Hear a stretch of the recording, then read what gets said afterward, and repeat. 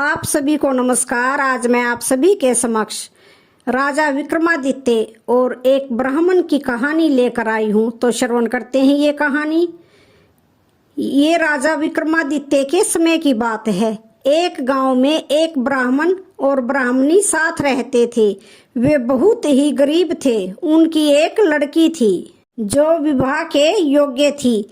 एक दिन ब्राह्मणी ने ब्राह्मण से कहा कि वह राजा विक्रमादित्य के पास जाए और कुछ मांग लाए। ब्राह्मणी ने सुन रखा था कि राजा विक्रमादित्य बड़े दानी और धर्मात्मा हैं। ब्राह्मणी ने कुछ रोटियां रास्ते के लिए बांध उसे विदा कर दिया। ब्राह्मण राजधानी में पहुंच गया। राजा विक्रमादित्य हर रोज ब्राह्मण और गरीबों को दान देते थे। ब्राह्मण राजा के पास पहुंचा और अपनी कथा सुनाई। राजा ने उसे 2 खच्चर और 2 सोने की मोहरें दे दी। ब्राह्मण खुशी खुशी घर की ओर चल दिया।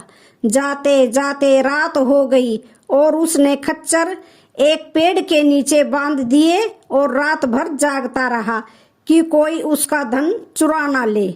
किंतु थके होने के कारण उसकी आंख लग गई। उसके सोते ही जंगल की ओर से एक औरत खच्चर व सोने की मोहरें चुरा कर ले गई। जब सुबह ब्राह्मण जागा तो खच्चर गायब थे। जेब में हाथ डाला तो मोहरें भी गायब थी। ब्राह्मण बहुत निराश हुआ। वह सोचने लगा, अब घर जाकर ब्राह्मणी को क्या मुंह दिखाएगा। जो उसे मिला था सारा धन चला गया।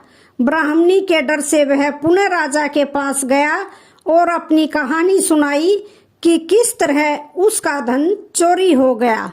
राजा ने उसे इस बार 4 खच्चर और 4 सोने की मोहरें दान में दे दी।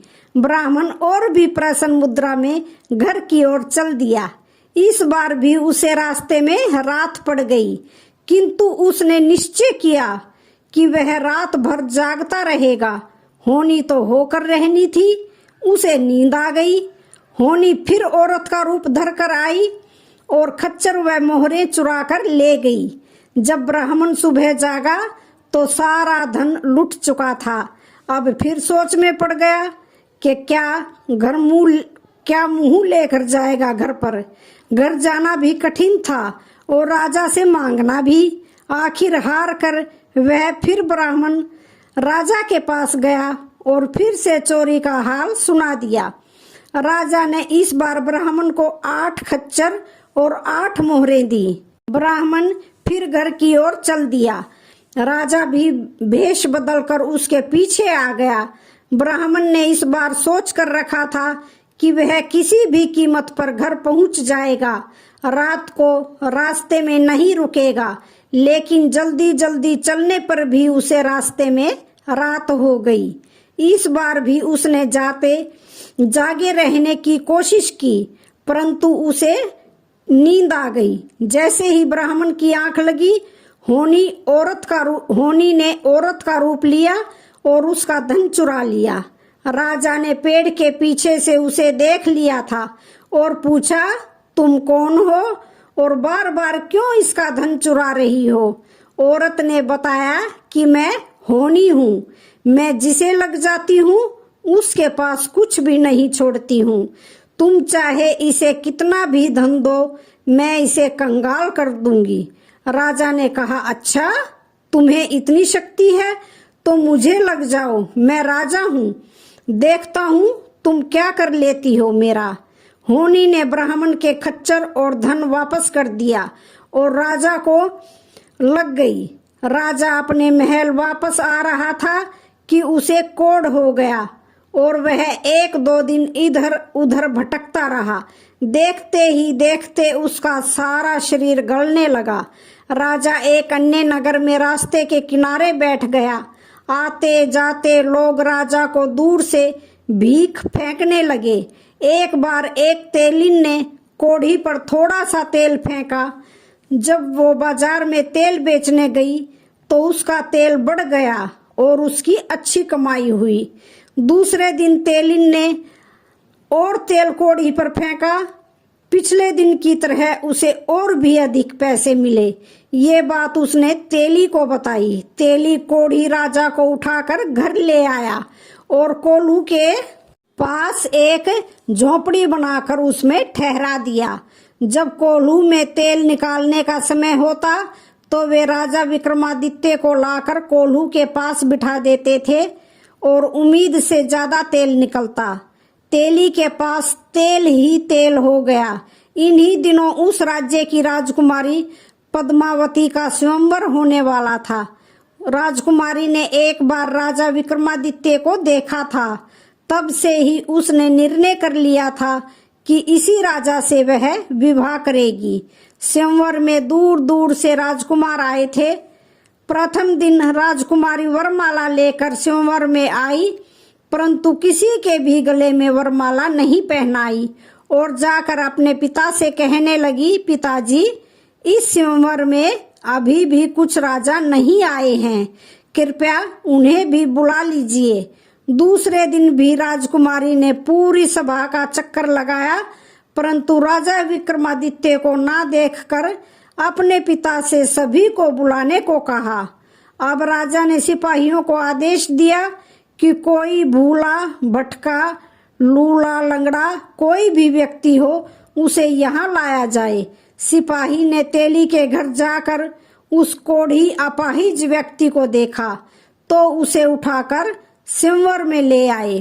राजकुमारी आई और सभा का चक्कर लगाया। अंत में राजकुमारी ने उस कोढ़ी व्यक्ति को एक कोने में बैठे हुए देखा, जिसके हाथ पैर गले हुए थे, परंतु उसके सिर के ऊपर बादल का एक छोटा सा टुकड़ा छाया कर रहा था। राजकुमारी ने उस कोढ़ी के गले वरमाला डाल दी। सभी हैरान रह गए। राजकुमारी के पिता ने विरोध किया, लेकिन राजकुमारी के आग्रह पर उनकी शादी कोढ़ी के साथ कर दी और उन्हें रहने के लिए अलग से महल बना दिया। राजकुमारी ने कोढ़ी की बहुत सेवा की। उसे मालूम था कि यह राजा विक्रमादित्य है, जो किसी श्राप के कारण इस प्रकार हुए हैं। लोगों में भी ये खबर फैल गई और वे राजा के पास आने जाने लगे। राजा महल में धूमधाम से राजा का सत्कार होने लगा। एक दिन वो अज्ञात औरत होनी, कर्म, धर्म और भाग्य आपस में लड़ते झगड़ते राजा के पास आ पहुंचे। चारों ने राजा से फैसला करने के लिए कहा कि हम चारों में से कौन बड़ा है। कर्म बोला, मैं बड़ा हूँ। धर्म बोला, मैं बड़ा हूँ। भाग्य ने कहा, मैं बड़ा हूँ। और होनी बोली, मैं बड़ी हूँ। राजा ने उन चारों से कहा, ना धर्म बड़ा है, ना कर्म और ना ही भाग्य। बड़ी तो केवल होनी है, क्योंकि मैंने कर्म भी किया और धर्म भी करता हूँ और उसी के साथ में भाग्य को मानने वाला हूँ। किंतु जब मुझे होनी ने आकर घेर लिया तो तुम में से किसी ने भी मेरी रक्षा नहीं की, इसलिए तुम बड़े नहीं हो सकते। मैं होनी से बहुत प्रभावित हूँ। इसके आगे मेरा कोई जोर नहीं चला। मैं इसे ही बड़ा मानता हूँ। ऐसा कहकर राजा ने उसे प्रणाम किया। राजा विक्रमादित्य की बात सुनकर होनी ने उन्हें अपने श्राप से मुक्त कर दिया। राजा का कुष्ठ रोग हट गया। ये देखकर राजा और रानी बहुत प्रसन्न हुए। उनका राजपाट भी पुनः वैसा ही हो गया जैसा पहले था। तो आज की कहानी का यहीं पर समापन होता है। वीडियो अच्छी लगे तो चैनल को लाइक, शेयर, सब्सक्राइब जरूर करें। धन्यवाद।